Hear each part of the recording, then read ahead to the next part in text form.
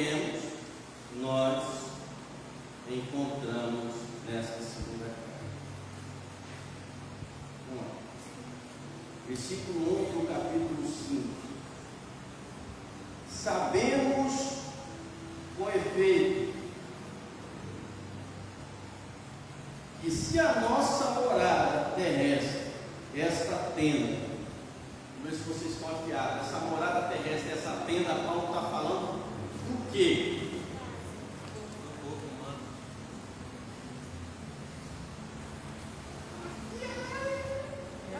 É outro patamar. Exatamente. Paulo está falando do corpo terrestre. E a nossa morada terrestre, essa tenda, por destruir, ou seja, quando nós morrermos, temos no céu um edifício, né? Essa comparação de tenda para edifício é muito grande.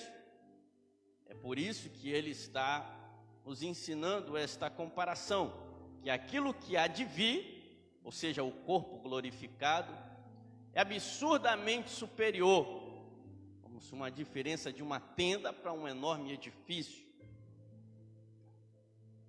Obra de Deus, morada eterna, não feita por mãos humanas. Tanto assim que gememos pelo desejo ardente de revestir por cima da nossa morada terrestre a nossa habitação celeste. Paulo está dizendo, e não tem nada a ver com desejo suicida, mas Paulo está dizendo que gememos de desejo para que esse corpo glorioso revista logo esse corpo frágil, que só vai acontecer de duas maneiras: ou morrendo, ou sendo arrebatado. Então Paulo está dizendo que ardemos de desejo para que isso aconteça logo. Revestir por cima. Revestir por cima é porque ele não está pensando na morte. Ele está pensando no arrebatamento. Como eu já tinha falado antes, Paulo, na maioria das suas cartas, a não ser aquela do final de sua vida, mas as primeiras, ele não acreditava passar pela morte.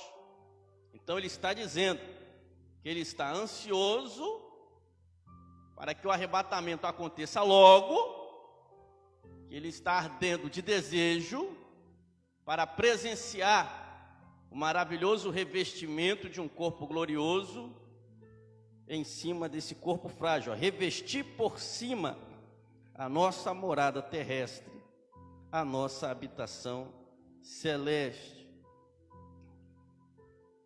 3.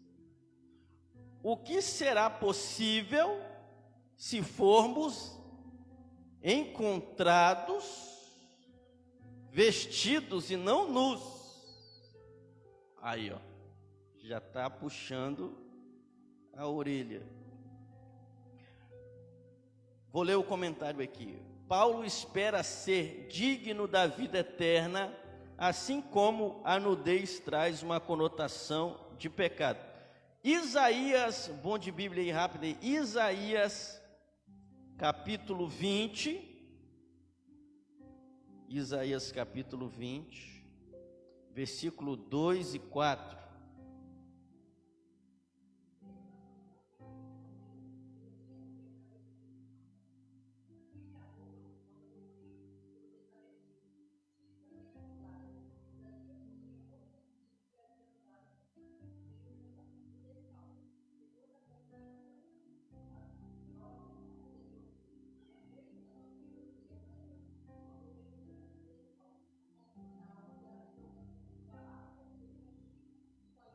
Amém. Deus constrangeu o profeta Isaías a tirar a roupa e andar pela rua, e profetizar 3 anos e meio nu, em protesto ao pecado do seu povo. Então, a nudez aqui é símbolo de pecado, que Deus não nos encontre no arrebatamento nus, que vai dar errado. No mesmo Isaías aí, deixa eu ver que tem um outro aqui também. No mesmo Isaías 47, versículo 3.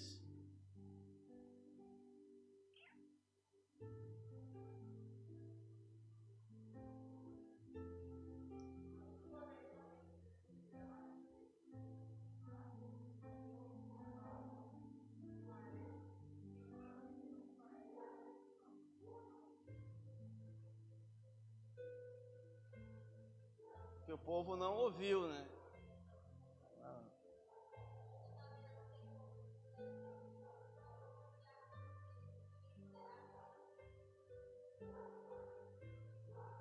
A última, Gálatas 3:27.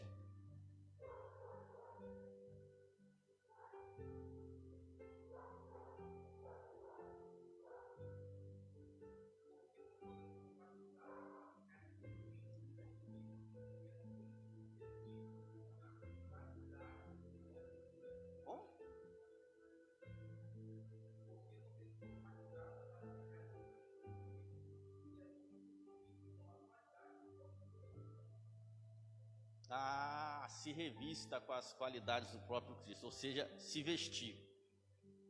Por isso que ele diz que o Senhor os encontre vestidos com as virtudes de Cristo, e não nus na prática do pecado.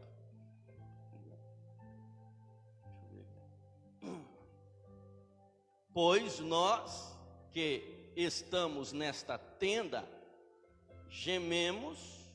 Aqui está acabrunhados,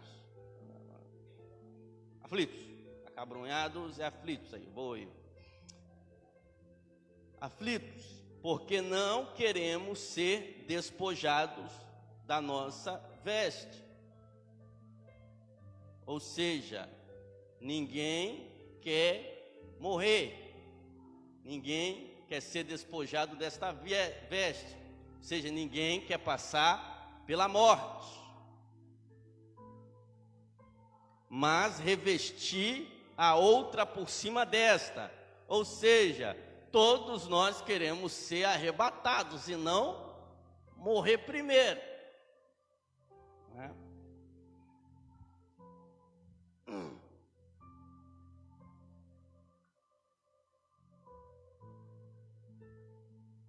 Mas digo eu, não diz o Senhor, digo eu, não adianta temer a morte. Se Jesus demorar, todo mundo vai.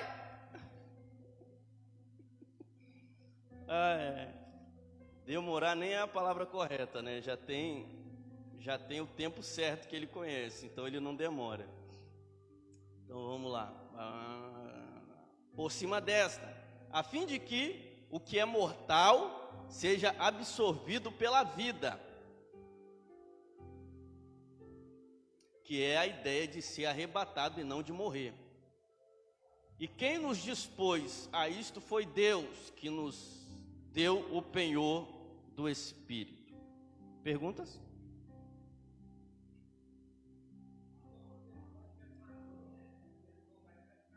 Quando a gente tiver o quê?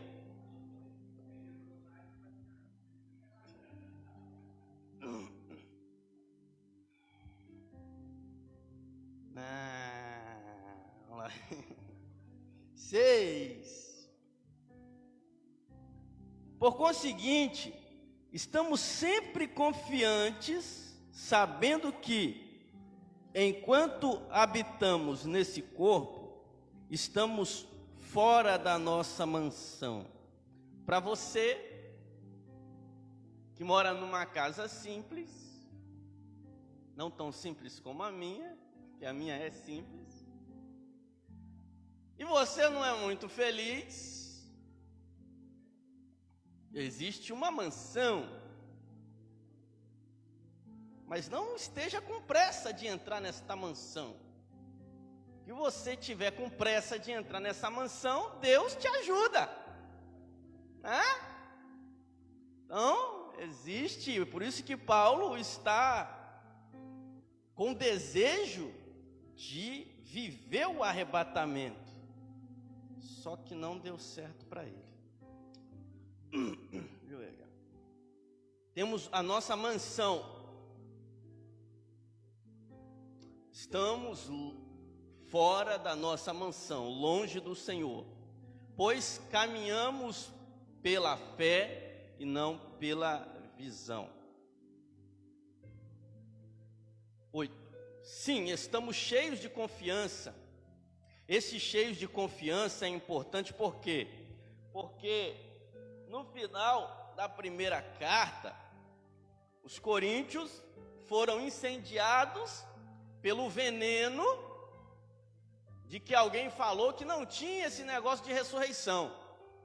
Então Paulo enfatiza: sim, estamos cheios de confiança, certeza, e preferimos deixar a mansão deste corpo para ir morar junto do Senhor. Por isto também esforçamo-nos para agradar-lhe, quer permaneçamos em nossa mansão, quer a deixemos. Paulo se esforça para agradar a Deus, seja nesta vida, seja na outra vida. 10. Porquanto todos nós teremos de comparecer manifestamente perante o tribunal de Cristo, a fim de que cada um receba a retribuição do que tiver feito durante sua vida no corpo, seja para bem, seja para mal. Então, existem dois tribunais: o do Apocalipse, que você não vai querer estar lá, né? E o tribunal de Cristo, que lá nós também não escaparemos. Mas o tribunal de Cristo é para o salvo. É para o salvo.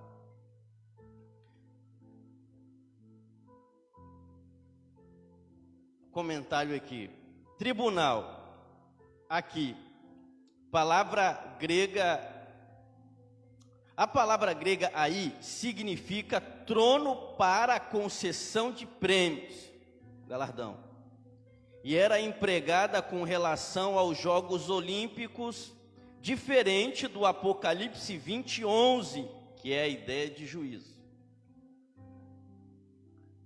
O que fizermos no corpo, tanto para bem quanto para o mal. Essa palavra já deveria ter futucado sua cabeça, mas eu já vou esclarecer. Para o mal, literalmente quer dizer sem valor, mas a espécie de cada obra será revelada. Ou seja, tem coisas que o crente faz que é inútil, ele não vai receber nada por isso. Tem muito crente que faz coisas sem valor, que não tem valor nenhum. Ou que pensa, é mais ou menos, eu lembro de uma mensagem, ali no Apocalipse capítulo 3, a igreja que pensava estar viva, tinha obras, fazia um monte de coisa, igreja de Sardes, porém o Espírito Santo falou, porém você está morta. Então era uma igreja que trabalhava, que fazia obra, que fazia um monte de coisa, mas sem valor. Sem valor. Perguntas?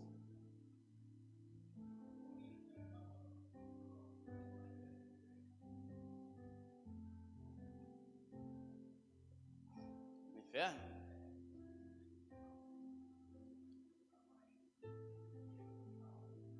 Sim, mas o tribunal ainda não é o inferno, é o lugar de julgamento. Mas o tribunal de Cristo somos nós. O tribunal do grande trono branco é para a condenação.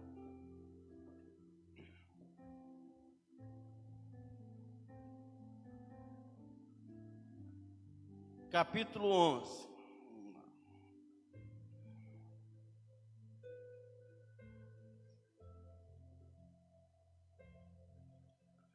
Compenetrados, aí está como?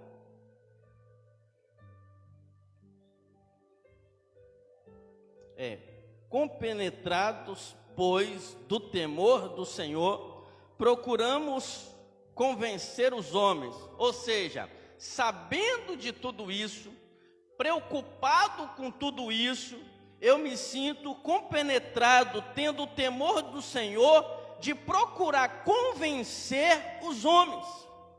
Quanto a Deus, somos plenamente manifestos, ou seja, Deus tem consciência que eu estou preocupado em pregar o Evangelho para que as pessoas entendam o plano de salvação, e espero que sejamos também plenamente conhecidos por vós e por vossas consciências. Por isso que eu falei que eu tinha que entrar na mente do Paulo. Do nada, ele começa a combater alguém aqui. Lembra que a igreja de Corinto deixaram semear a semente do mal para desmerecer a autoridade do apóstolo Paulo, ou como se eles não precisassem mais do apóstolo Paulo, ou acusando o apóstolo Paulo de estar usando o evangelho de proveito próprio. Então ele está dizendo: Deus é testemunha que eu estou compenetrado, que eu estou preocupado em convencer a humanidade desta eminência, deste perigo, desta graça, desta salvação. Deus é testemunha e vocês também.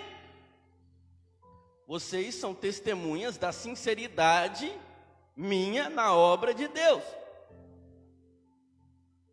12. Não nos recomendamos de novo junto a vós. Lembra que nós estávamos falando sobre a carta de recomendação, que Paulo começou a criticar a igreja. Voltarei a me recomendar a vós? Ou precisarei de carta de recomendação de vocês para alguma coisa? Vós sois a minha carta. Ou seja, o resultado do meu trabalho mostra para as pessoas o ministério que eu exerço na presença de Deus. Eu gostei da versão aqui da NVI, não sei se alguém tem a NVI aí, porque a NVI traz o versículo 12, o entendimento, melhor. Você quer ler? Porque eu escrevi aqui também. Não, na verdade, eu anotei aqui também, mas deixa eu ler primeiro nessa versão que eu estava lendo aqui. Não nos recomendamos de novo junto a vós, mas desejamos dar-vos a ocasião de vos gloriardes a nosso respeito, a fim de que possais responder ao que se gloriam apenas pela aparência. Eu falei, nossa, que dificuldade de entender o que esse homem falou. Mas na NVI já diz assim: nós não estamos tentando novamente recomendar-vos a vocês, porém lhes estamos dando a oportunidade. É isso mesmo? Só que eu não continuei aqui não.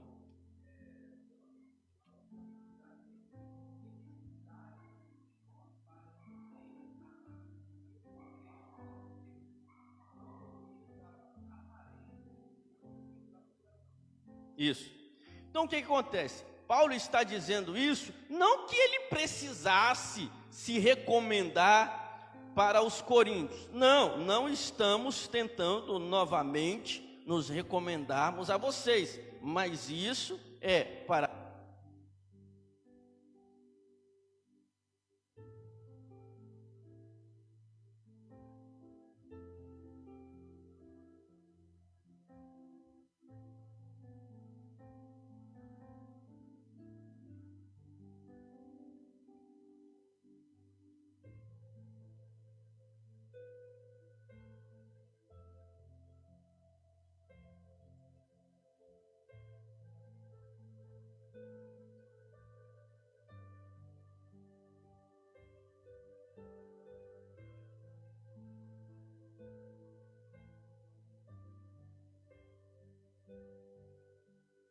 Ei.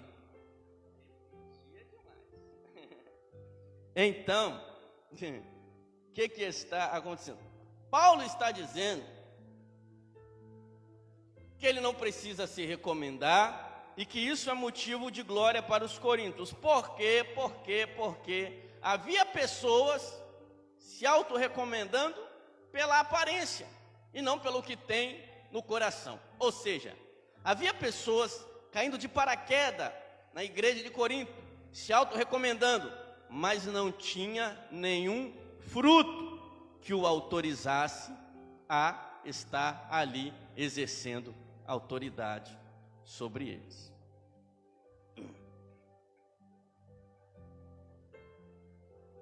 (13) Se nós, olha só, o 13 aqui não foi fácil não, irmão. 13 diz assim: se nos deixamos, lê aí.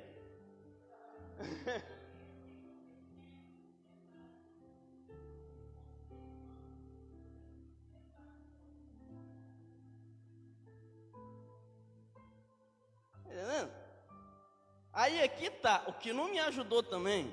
Se nos deixamos arrebatar, que é enlouquecer, se tem alguma diferente, fale aí. Porque se enlouquecemos, é a mesma coisa. O louco só muda a loucura do louco. Então vem aqui que não foi fácil não. Se nos deixamos arrebatar, parece aquele texto de filosofia que você tem que ler 10, 20 vezes. Se nos deixamos nos arrebatar ou enlouquecer, como para fora do bom senso, foi por causa de Deus. Se somos sensatos, é por causa de vós. Sensatos ali é conservar o juízo. Né? É por causa de vós.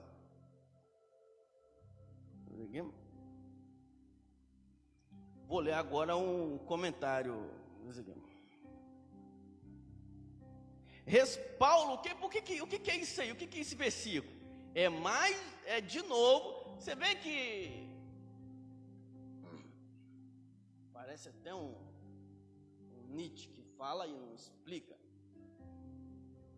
O cara do nada solta um versículo desse na carta.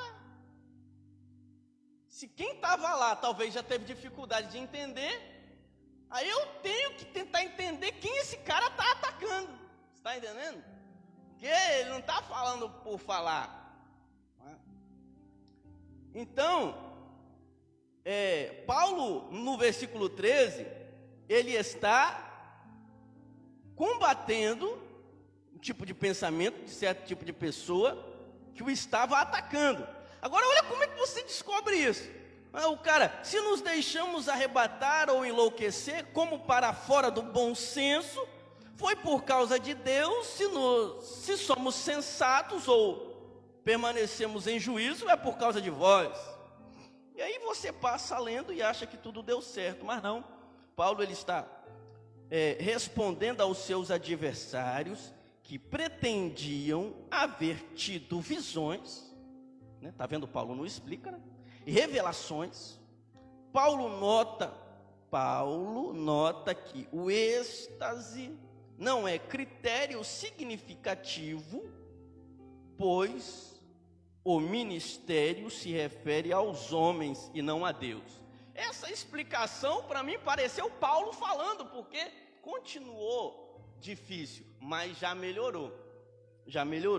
Quando ele diz que Paulo responde aos adversários que pretendiam haver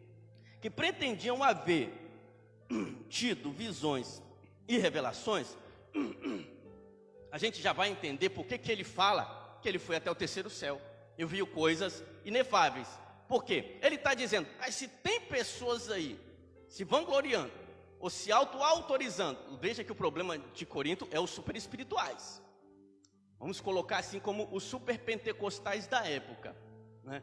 Paulo está dizendo, se esses camaradas estão dizendo que suas revelações e as suas visões autorizam a criar toda essa confusão na igreja, então vou te contar a história do homem que foi até o terceiro céu. Você está entendendo? Paulo, eles ficam diminuindo Paulo. É que Paulo não fica usando o poder e o dom para se auto-vangloriar. Peraí que esse negócio é tão sério que eu vou ler outro comentário aqui que eu fiz sobre esse capítulo 13, para a gente entender. Paulo, o comentário da Bíblia de Jerusalém diz, Paulo está respondendo, mas esse eu já li, mas eu vou ler de novo. Paulo está respondendo os seus adversários que pretendiam ter tido visões e revelações, ou seja, Paulo entendia que não precisava agir como louco. Tá vendo? Cadê o texto? O texto está aí? Porque se enlouquecemos é para Deus. Paulo está dizendo que ele não precisa agir como louco para atribuir verdades às suas palavras. Porque se é para mim pagar de doido, vai ser para Deus e não na frente de vocês. Não, já começou a botar o filho para fora, né? Já começou a ficar claro. E se eu conservo o juízo, é para o bem de vocês. Já deu lá, já começou, mas vai ficar mais claro. Eu estou perguntando, já ajudou? Mais ou menos, né? Pois é. Vou ler o novo comentário da Bíblia, que colocou assim: o apóstolo provavelmente leva os coríntios a saber que, pareça ele louco ou não, é ministro de Deus, não o afetando a opinião que dele façam os seus detratores ou acusadores. Talvez estas palavras visem a responder duas críticas que fizeram a ele, diferente. Os que dizem que ele era um estático, louco.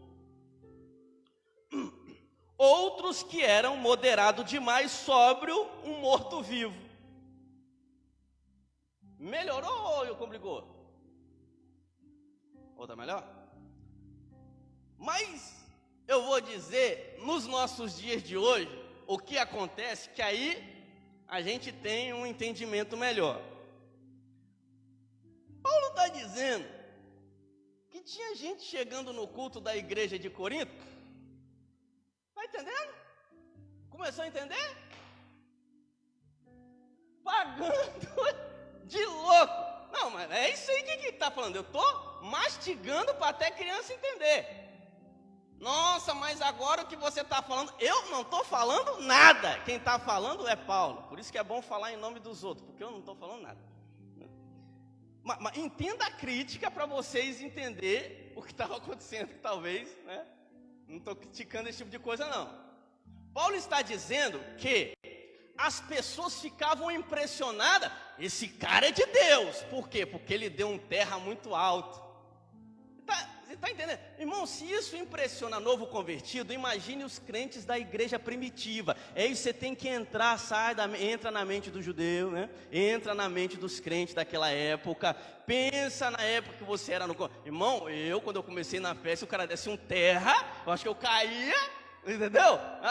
Então, pensa com a mente desse povo dessa época que ficava impressionado com isso. Paulo está dizendo: eu não preciso agir como louco para vocês entenderem que o que eu estou falando é a verdade. Aí o que acontece? Veja que no novo comentário da Bíblia, trouxe que havia duas críticas. Quem achava que Paulo realmente enlouquecia na frente dos outros e criticava, não sei para que isso, que é o estado de êxtase que os profetas do Antigo Testamento entravam. Ou Paulo conservava o juízo, como ele está falando que ele conservava o juízo. Ou seja, ele falava na boa. Se tinha uma visão, entregava na boa. Se tinha uma revelação, entregava numa boa. Ele não... O que acontece? Deus entrega as coisas numa boa. Deus entrega as coisas numa boa. Só que a gente, quando eu digo a gente, é muita gente, não estou falando de mim não. Só que a gente quer colocar uma cereja no bolo. Às vezes não é que o que a pessoa vai falar é mentiroso, não é isso não. É a forma com que a pessoa vai falar que impressiona mais do que o conteúdo que ela está falando. Então, tem gente que, agora é agora, hein? Então, Paulo está falando que eu não preciso pagar de louco na frente de vocês, para vocês entenderem que o que eu estou falando é verdade. E os coríntios se impressionavam com aqueles que enlouqueciam no culto. E hoje ainda impressiona, irmão, né? Mais do que o que o cara vai falar. Porque às vezes o cara fez um monte de coisa, mas ele termina: Deus é contigo, hein? Ué, mas só isso? Você se impressionou com todo o carnaval que o cara... Aquilo impressionou mais do que o conteúdo da revelação. Paulo, ele só está dizendo que ele não precisa...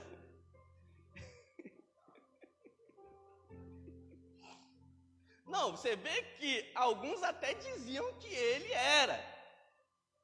Mas Paulo está dizendo que ele não fazia isso. Não, Paulo está dizendo: eu posso até pagar de doido, mas é eu sozinho com Deus. É isso que ele está. Se é para enlouquecer, é para Deus.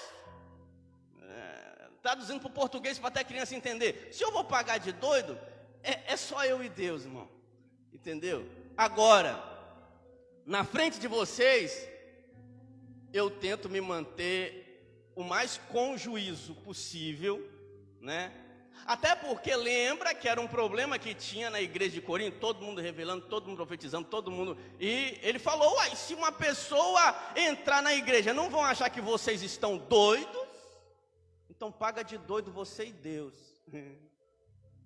Porque na frente das pessoas se mantenha o juízo. Pelo menos é isso que ele disse que ele fazia. Mas não foi fácil tirar isso daqui de dentro, não. Então, perguntas, irmão, em cima disso? Porque as pessoas... então, é errado? Depende, né? Depende.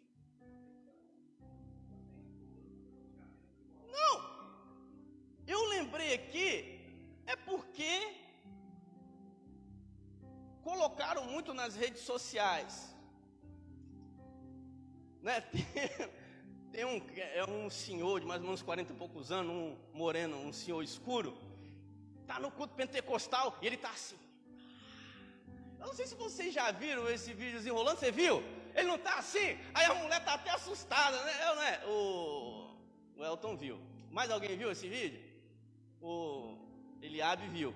Então, só que a minha opinião, que não diz Paulo, digo eu, deixa o cara ser feliz, mano. Deixa o cara ser feliz. Mas Paulo vai falar: para de doideira! Não é estranho? Não ficou? A pessoa comenta criticando, né? Talvez se eu fosse o pastor da igreja, talvez eu não falaria: deixa o cara ser feliz. Mas como eu não sou... Porque o que acontece, irmão, né? Gente, que a pessoa sente a presença de Deus e começa a querer dar uns golpes de karatê.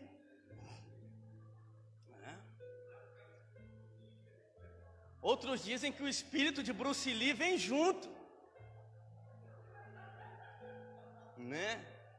E aí vamos supor que naquela encenação toda o cara solta uma revelação de Deus, mas vocês têm que entender que de Deus é o que saiu da boca. Toda aquela encenação foi a cereja do bolo, que Deus não constrangeu a pessoa a ficar daquele jeito.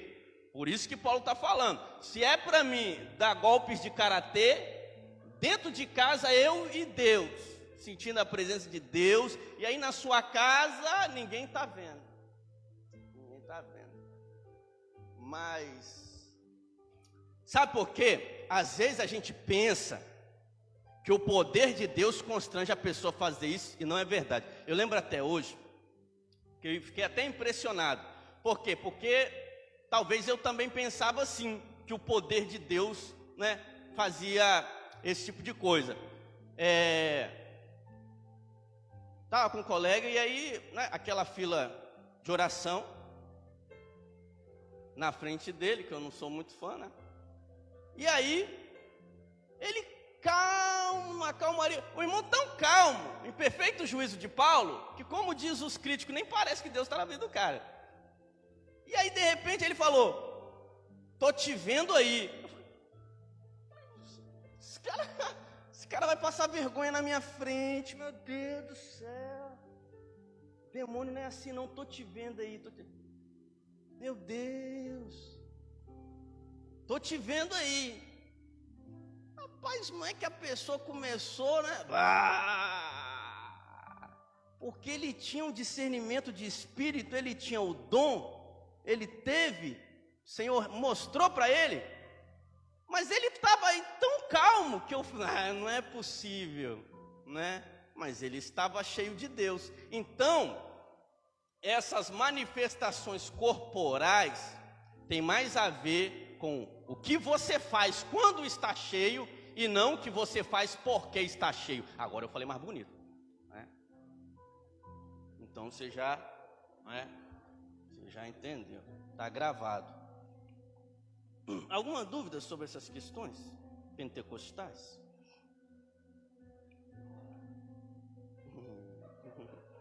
Deixa o menino rodar, deixa o menino. É vigília, né, irmão? Tá bom, paramos no 13. Então, você lê o versículo e você presta atenção em tudo que eu falei, você tinha tudo isso aí dentro para você ver, né? 14. Pois o amor de Cristo nos compele quando consideramos que um só morreu por todos e que por conseguinte todos morreram. Sabe o que eu acho bonito nisso aqui? Um só morreu por todos, Cristo. E com eles, por conseguinte, todos morremos. Quando eu li esse versículo, eu fiquei imaginando o ladrão à direita e o ladrão à esquerda. Na onde? Na cruz? Quando você vê Jesus no meio e um ladrão à direita e o outro à esquerda, aí você lê esse versículo. Ele morreu por todos e nós morremos com ele. Então, eu estava na direita e você na esquerda. Ou vice-versa. Né? Que não tem nada a ver aquele que foi para o paraíso e aquele que ficou perdido. A ideia é que todos nós estávamos na cruz junto com ele. Por quê? Para nós pela fé, para ele no ato. Pela fé fomos todos crucificados. Lembra em Romanos? Fomos batizados no mesmo batismo, fomos crucificados com o Senhor. Então pense, se um morreu por todos e nós também morremos com ele, pela fé estávamos à direita e à esquerda naquele grande dia, porque ele fez isso por nós. Pela fé, porque já que ele fez em nosso lugar, então nós deveríamos estar lá. Então, pela fé, nós nos imaginamos na mesma situação, só que ele no nosso lugar. 15. Ora, ele morreu por todos. Existe uma discussão teológica que não é do meu interesse, não vai ser agora do seu, e eu também nem parei para discutir isso, que vai continuar não sendo do meu interesse. Existe, muito tempo atrás eu ouvi uma discussão teológica, é se Cristo morreu por todos ou morreu pelos salvos. Não dá um pensamento assim? Ele morreu por todos ou morreu pelos salvos? Para que ele ia morrer por gente que não ia ser salvo? Então ele morreu pelos salvos. Não interessa, eu fico, ele morreu por todos. Ele morreu por todos. Por quem merece? Por quem não? Merecer ninguém merece. Ele morreu por todos. Pelo pensamento de Paulo, tanto para os salvos, quanto para aqueles que não alcançaram. O texto diz, né? Paulo não entrou nessa discussão, mas soltou que ele morreu por todos, a fim de que aqueles que vivem não vivam mais para si. Irmão, agora o negócio fica estreito. Mas já não tinha ficado não? Não, é agora. Agora o negócio fica estreito. Vou repetir. Por isso que eu falei que a gente vai gastar só no capítulo 5, essa história aqui, ó. Ele morreu por todos a fim de que aqueles que vivem não vivam para si mesmo, mas para aquele que morreu e ressuscitou por eles. Então, não é de agora que Paulo enfatiza que a vida que ele vive agora, ele vive para o Filho do Homem. Ou quando ele diz, não vivo mais eu, mas Cristo vive em mim. Paulo está dizendo que o crente agora que vive, ele vive para Cristo. Ou traduzindo em miúdos, ele vive para fazer a vontade de Jesus. É mais ou menos aquela história de que você não é dono de você mesmo. Deus é o teu dono. E manda quem pode, obedece quem tem juízo.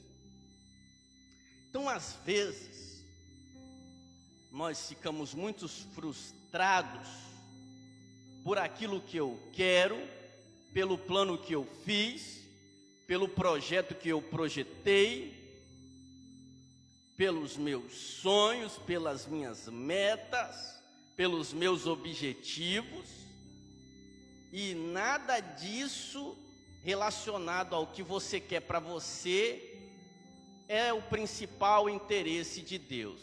Senão, nem do interesse dele é. Porque quem paga uma dívida, ele compra. Então você foi comprado. Imagine você em 1500.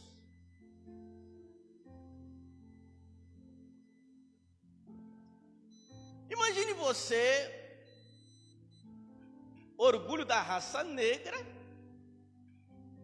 Até você que pensou que é branco, mas é mestiço, vivesse em 1850, acertei. Você não seria dono de você mesmo. Você seria mandado. E se não tivesse juízo, chicoteado. Porque alguém te comprou. E foi por 2 ou 3 moedas naquela época. Não valia muita coisa. Não valia muita coisa. Então, O próprio Paulo, ele traz essa ideia dele mesmo dizer: eu sou escravo de Cristo. Então, esta palavra é muito importante, por quê? Porque às vezes a gente fica nesse frustrado. Mas às vezes tem pessoas que é frustrada porque ela lutou por uma coisa, porque correu atrás de uma coisa, porque sonhou com isso e não aconteceu, porque projetou e não deu certo. E às vezes o que não dá certo é o que você quer quando Deus não quer. Porque também é um problema se o que você quer dá certo e aquilo que Deus não quer. Quando você quer aquilo que Deus não quis, mas deu certo para você. Entendeu, irmão? Mas a irmã meio que não entendeu, mas eu vou explicar de novo. É porque embolou um pouquinho. Aquela velha história, né? Vamos falar do que as pessoas gostam. Relacionamento.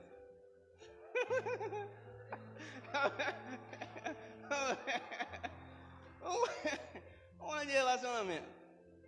Aí você quer porque quer. Aí Deus, é por sua conta e risco. É? Pode dar certo. Não sei até quando. Mas foi um risco muito grande que você correu. Então, é o que eu falei.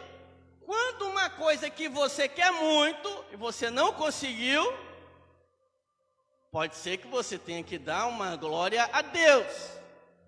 Porque Deus pode ter falado, é porque não é da minha vontade. Mas tem também aqueles que conseguem aquilo que não é da vontade de Deus.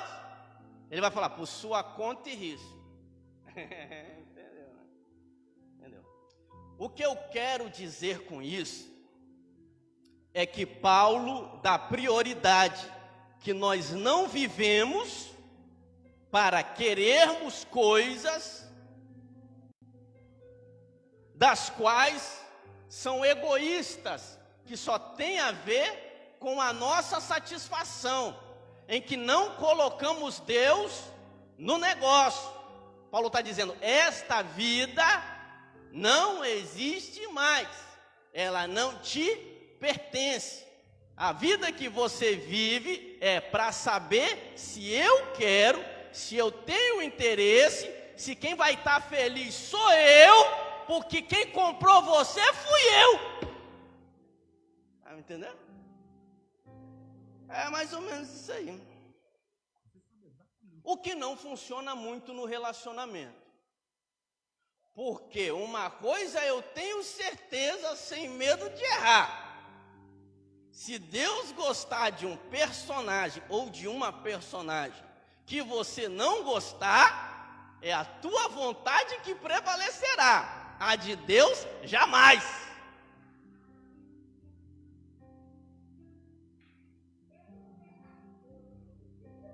É por isso que se tem uma área na vida do ser humano que Deus não fica se metendo, é essa. É essa. Porque Ele já sabe que a vontade dEle é difícil. Vamos lá. Onde eu parei? Ah, sim, é porque Ele morreu por todos nós, e a vida que vivemos é uma vida cujos interesses agora é de Deus e não os nossos. Fomos crucificados com Ele para obedecer a Deus. Lê o 16 na NVI.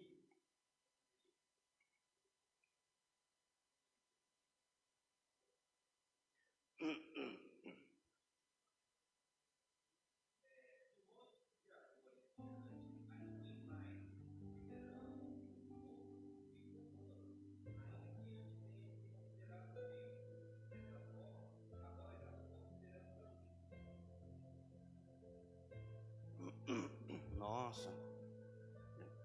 Por isto, doravante, a ninguém conhecemos segundo a carne, também, se conhecemos Cristo segundo a carne, agora já não o conhecemos assim.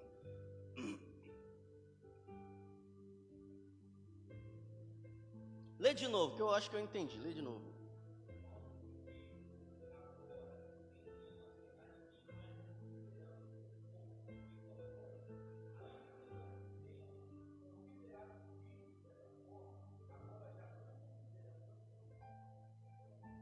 Não, sim, eu entendi, só que eu tinha...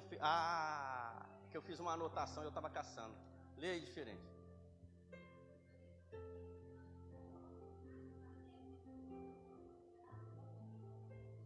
Como é que é? Julgar? Quem está falando em julgar aí? Lê isso aí.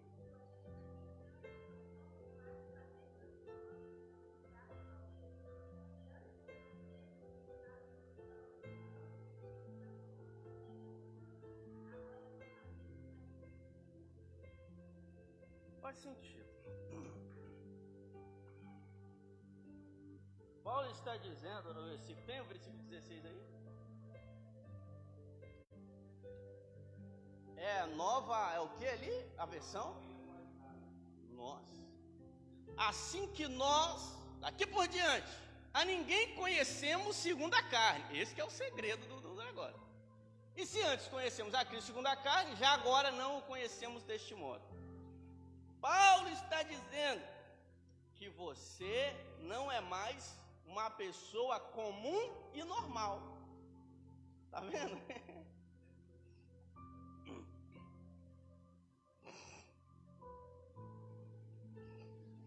Vamos para o contexto. Vamos para o contexto. Dorme não. Vamos para o contexto. O contexto é os versículos anteriores.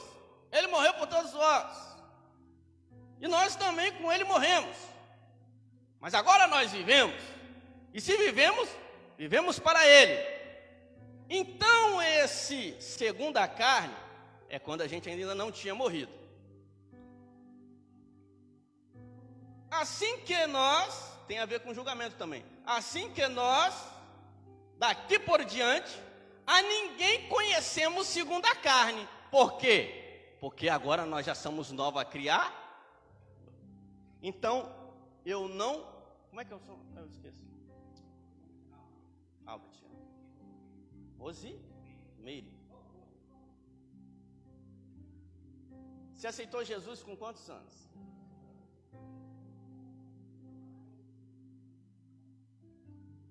Uns 10 anos. Nasceu em berço evangélico? Ela escapou, vamos falar você. Então já tinha metido o pé na jaca. Já. Então, Paulo está dizendo que essa pessoa que meteu o pé na jaca, ela não existe mais. E não fazemos julgamento de outrem baseado mais nesta natureza carnal. Porque agora, se estamos revestidos em Cristo, uma nova roupagem, então agora a nossa percepção é do próprio Cristo. Mais ou menos aquela história de ter a mente de Cristo, lembra? Ter a mente de Cristo. Tudo bem. Assim nós daqui por diante, a ninguém conhecemos segundo a carne. Porque essa pessoa não existe mais. Mas se antes conhecemos Cristo segundo a carne, já agora não os conhecemos mais desse modo.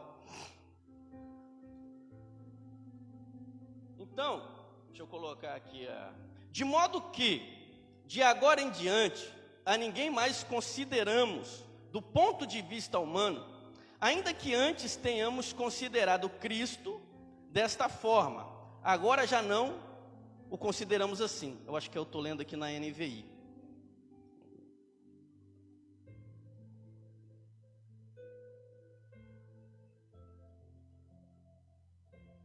Amém?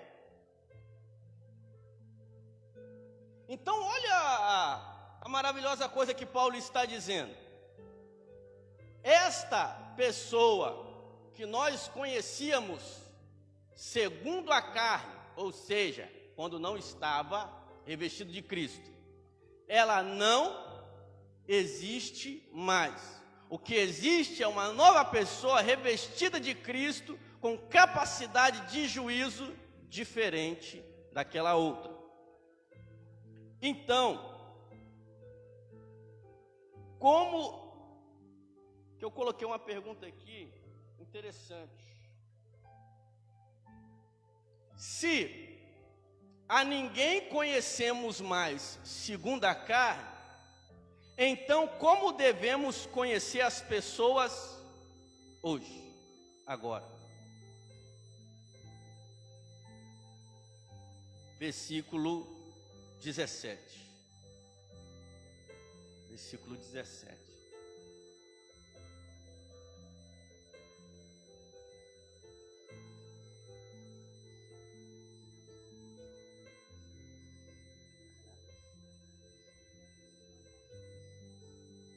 Vamos fazer um exercício para você acordar. Vou contar até 3, nós vamos ler o versículo 17, amém? 1, 2, 3. E assim, se alguém está em Cristo, nova criatura.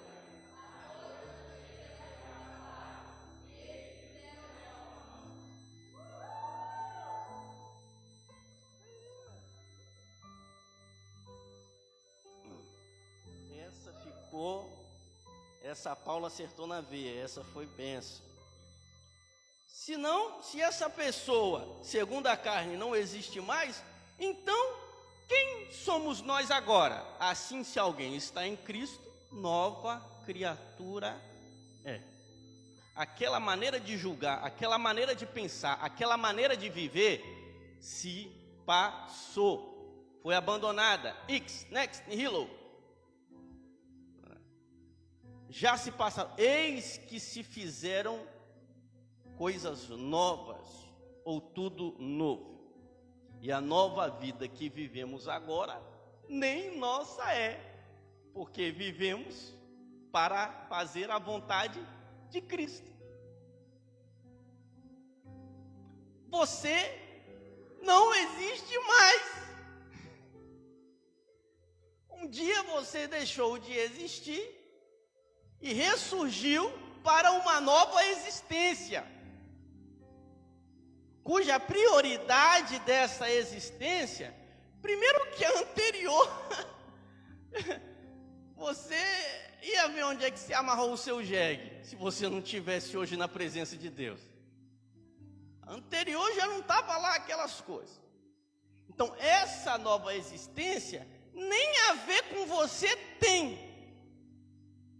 Ainda estamos nessa existência como nova criatura, num processo de santificação, justificação, num processo. Então, quando eu poderei viver para mim e fazer as minhas vontades, então passe dessa vida com Cristo. Quem sabe, lá na eternidade, você encontra muita coisa para você fazer.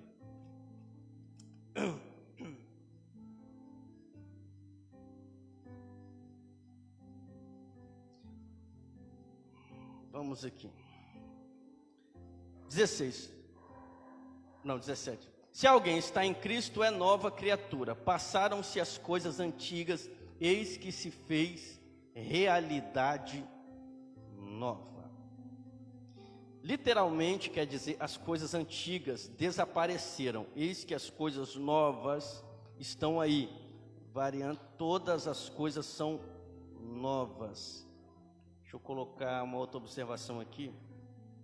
Devemos enxergar o mundo através de uma nova perspectiva, ou seja, pela ótica de Cristo.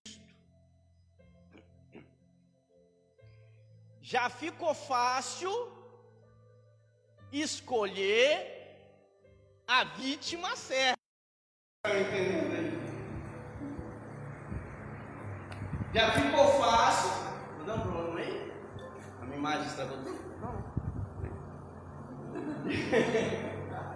Já ficou fácil escolher a próxima vítima certa.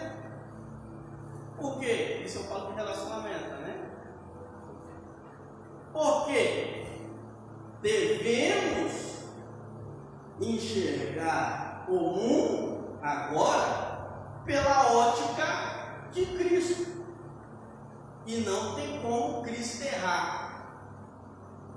Então, como que eu não erro? Melhor sair desse assunto logo. É quando nós priorizamos no outro este mesmo critério que agora nós enxergamos. Não tem como dar errado se eu enxergar você na ótica de Cristo, né? Very good, my Lord, você nem o que eu falei. Não tem como dar errado se você enxergar a pessoa na ótica de Cristo e a pessoa enxergar você na ótica de Cristo. Na hora do barraco, não tem barraco.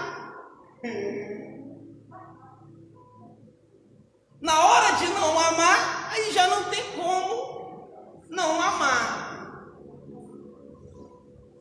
Na hora de querer abandonar e largar, não tem como, porque na ótica de Cristo, Ele não nos abandonou e não nos largou.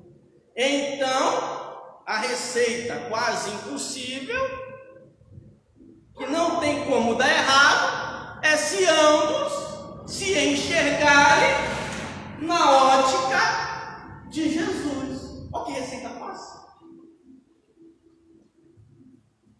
Não dizer o contrário.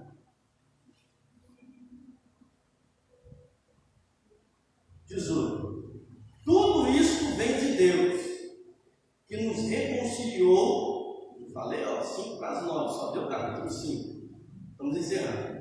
Tudo isso vem de Deus, que nos reconciliou consigo, por Cristo, e nos confiou o ministério da reconciliação.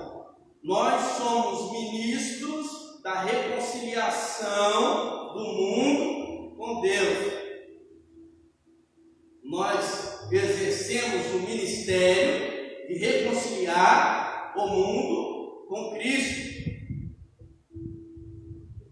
Pois era Deus em Cristo, na cruz, reconciliava o mundo consigo, não imputando aos homens as suas faltas, e pondo em nós a palavra de reconciliação. Sendo assim, em nome de Cristo, exercemos a função de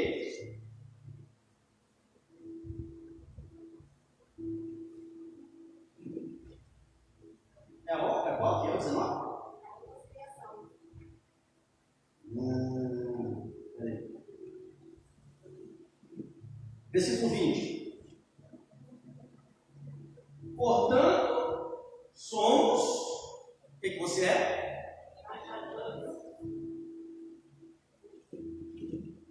Vamos bater em 3 minutos.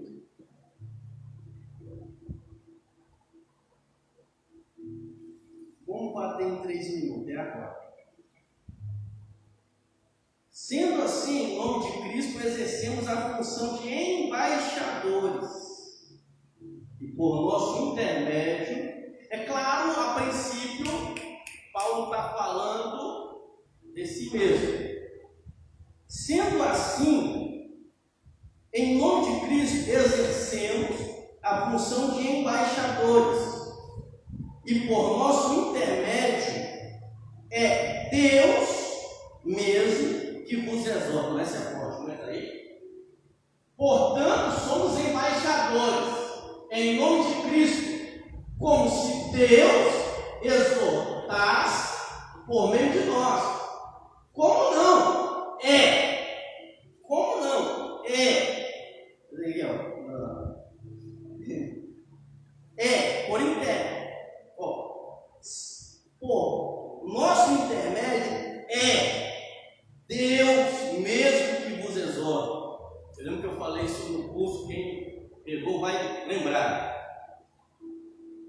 Você tem que ter uma consciência que quando você pega esse microfone para exercer uma autoridade na palavra, você está falando em nome de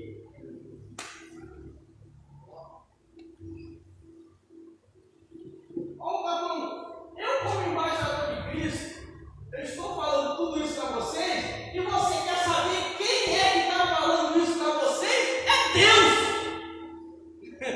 Não é eu, é Deus! Irmão, isso é muito forte. Isso é muito forte. Todas as vezes, então, quando é forte tem que me pegar. Todas as vezes que a pessoa pega o microfone para exercer o ministério da palavra, estou colocando o ministério da palavra porque é esse ministério que Paulo estava exercendo. Quando você louva ao Senhor, você está exercendo um ministério também. Aquilo que você passa, a letra, o louvor, vem de Deus. Só que você não está pregando.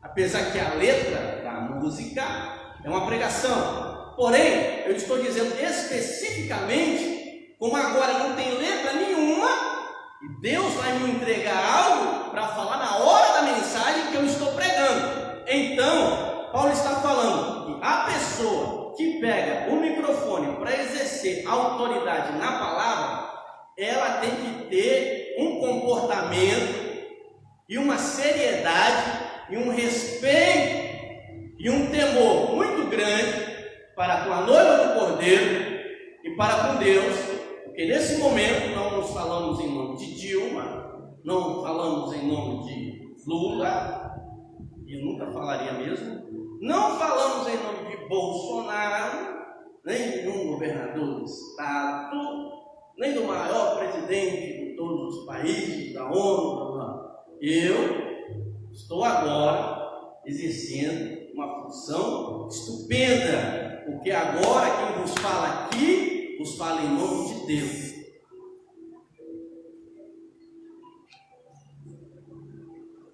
Por que eu disse que isso é um temor e uma seriedade? Porque Paulo está dizendo, então, quando você tiver o seu momento de falar em nome de Deus, não gaste esse momento pagando de doido.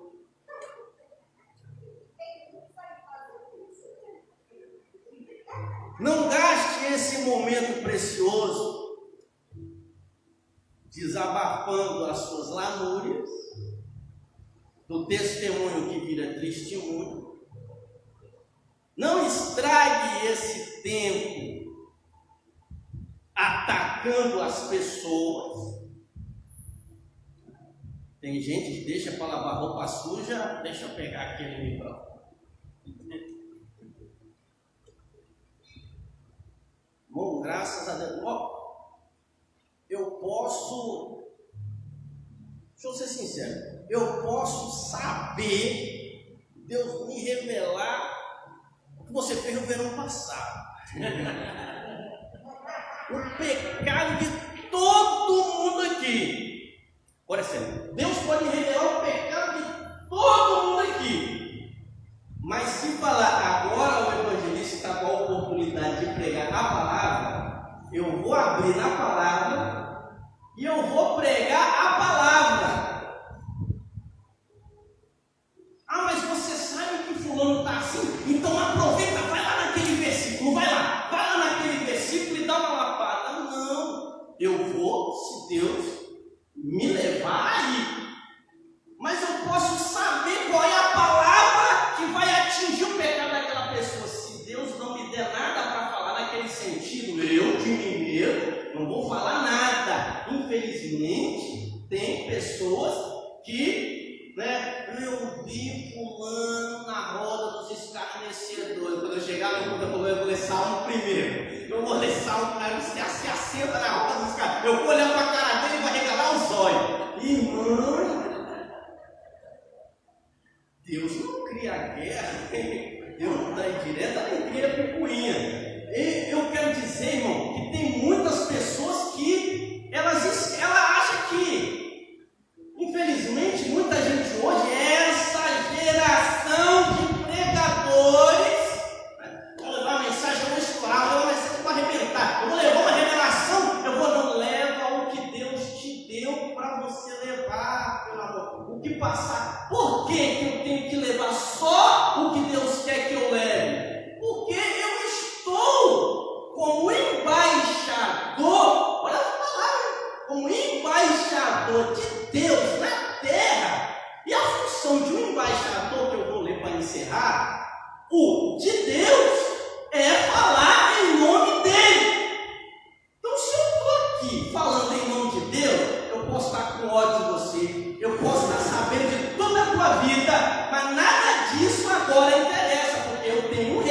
chamado de Deus e não meu para passar.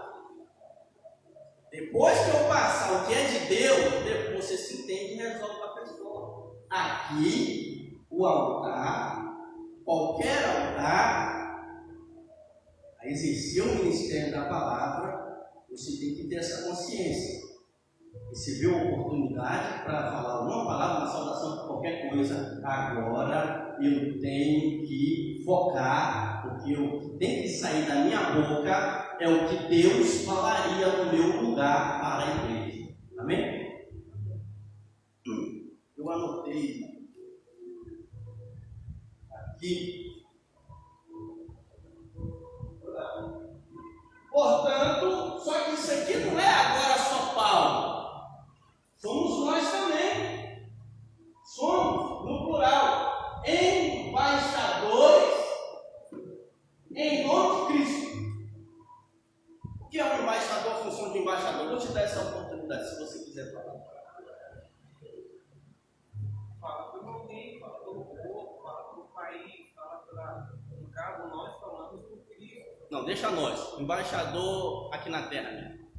É isso aí. O que é a função de um embaixador? Porque para entender o que a gente faz, o que a palavra vai significar para nós, que a pessoa lê embaixador, nossa, que legal, eu sou embaixador. Será que é mesmo? A gente tem que entender a função de embaixador para saber se a gente está no critério. Vamos aqui que o nosso tempo já foi. Significar, isso aqui é do Google, né? Para até criança entender, isso aqui é do Google mesmo. Substantivo masculino, categoria mais importante, grau mais elevado de quem representa diplomaticamente um Estado junto a outro Estado ou junto a um órgão internacional. Numa carreira diplomática, a pessoa que recebe a nomeação de ministro de primeira classe, gostei mais dessa. Quando eu entrar aqui agora, vocês vão falar, chegou o embaixador da Geórgia, ministro de primeira classe. É o que significa, entendeu? Os embaixadores brasileiros estão presentes em quase 200 nações. Se der um problema com você lá fora, você vai buscar a embaixada do Brasil lá fora. 200 nações ao redor do globo.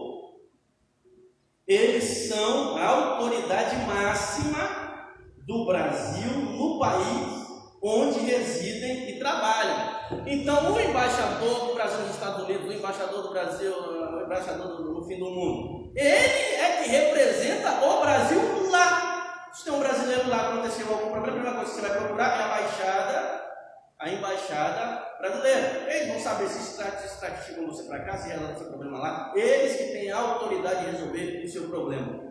Na verdade, o embaixador lá fora, ele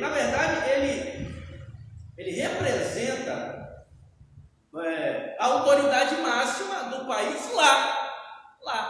Se o embaixador arrumar um problema lá, o país tem problema aqui, porque aquele camarada arrumou um problema lá, né? Então, só finalizando aqui, várias funções de embaixador, só notei 3: negociar medidas, conflitos de interesse entre as nações, proteger o interesse dos brasileiros que moram no país onde está localizado a embaixada.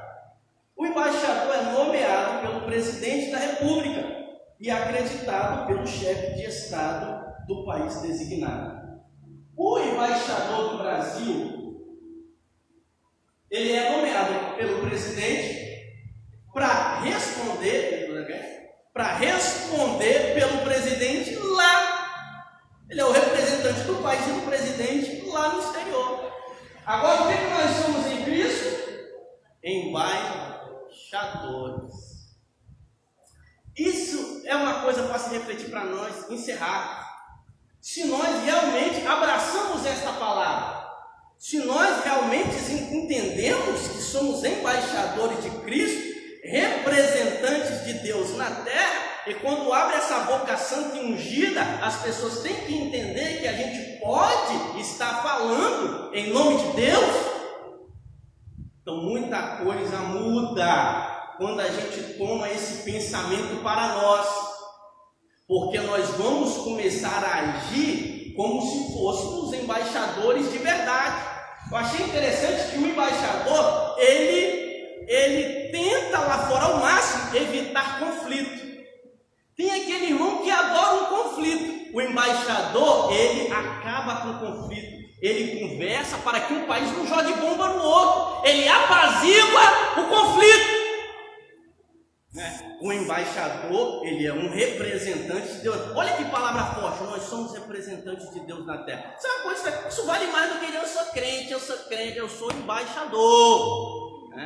O embaixador, ministro de primeira classe. Nós devemos nos portar como tal. Hoje a esposa vai falar, olha com quem você está falando, ó, ministro de primeira classe. Então, já encerrei. Mas, não tanto também fica uma declaração e uma exortação importante, já que estamos aqui ao vivo, para as outras igrejas. Por quê? Porque olha só, quando você chama um ministro do Evangelho para a sua igreja, quem está assistindo aqui que é pastor também, quando você chama um ministro do Evangelho para pregar na sua igreja, você está chamando um embaixador de Cristo que vai falar em nome de Deus naquele lugar. E o que a gente vê em alguns casos excepcionais? Que a pessoa, ela é até maltratada depois do final daquela mensagem. Ou ela não é honrada como deveria. Na verdade, se eu sou representante de Cristo naquele lugar, naquele momento, é como se Cristo estivesse entrando na igreja e pregando, para ficar mais sério. Se eu estou no lugar dele, que é ele que deveria estar pregando no meu lugar, mas ele me mandou no lugar dele, então eu estou ali representando ele naquele momento. Então é Cristo quem vos fala. Nossa, agora quase foi uma lá para cima, né? É Cristo quem vos fala. Ficou forte agora, né? Embaixador tá bom, né? Baixa a bola, né? Baixa a bola, embaixador já tá demais, né? Mas só para a gente entender o que significa isso, infelizmente, nem todos merecem esse título. Nós temos muito, em vez de embaixadores, usurpadores. Como é que é a outra palavra? Que Paulo chamou? Mercenários. Picaretas. Picaretas, ladrões e mercenários disfarçados de embaixadores. É por isso que, quando uns falsos desses vai em determinadas igrejas e dá problema, quando um de verdade vai, o pastor infelizmente acaba tratando mal de verdade porque um picareta foi lá. Então, tome cuidado você, pastor, quando for levar alguém na tua igreja, porque na verdade você tem que tratar essa pessoa como você mesmo gostaria de ser tratado, como se estivesse como um embaixador na igreja dos outros. Então isso é muito importante, para a gente entender, né, o respeito pelo verdadeiro profeta, o respeito pelo verdadeiro embaixador, que assim como o seu pastor e a sua pastora também são embaixadores de Cristo, são representantes de Cristo na terra, e vai chegar dado momento em que Deus vai te pegar para colocar você em determinado lugar, seja numa casa, seja na rua, seja em qualquer lugar, e dizer: me representa aí agora, me representa aí agora. Então a gente vai ver a responsabilidade de ser um representante. Infelizmente vai ter pessoas que trataram Jesus cuspindo, xingando, mas estou falando entre nós, entre as igrejas. Será que nós estamos tratando quem a gente convida como um embaixador? Ah, mas fulano é. Se o fulano não é embaixador, nem deveria ter convidado, porque somos chamados para representar Cristo.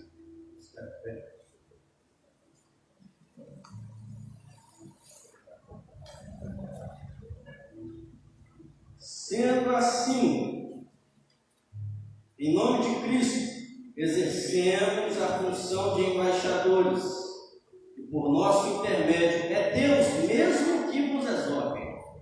Em nome de Cristo, suplicamos-vos, reconciliai-vos com Deus. Aquele que não conhecera pecado, Deus o fez pecado por causa de nós, a fim de que por ele nos tornemos justiça de Deus.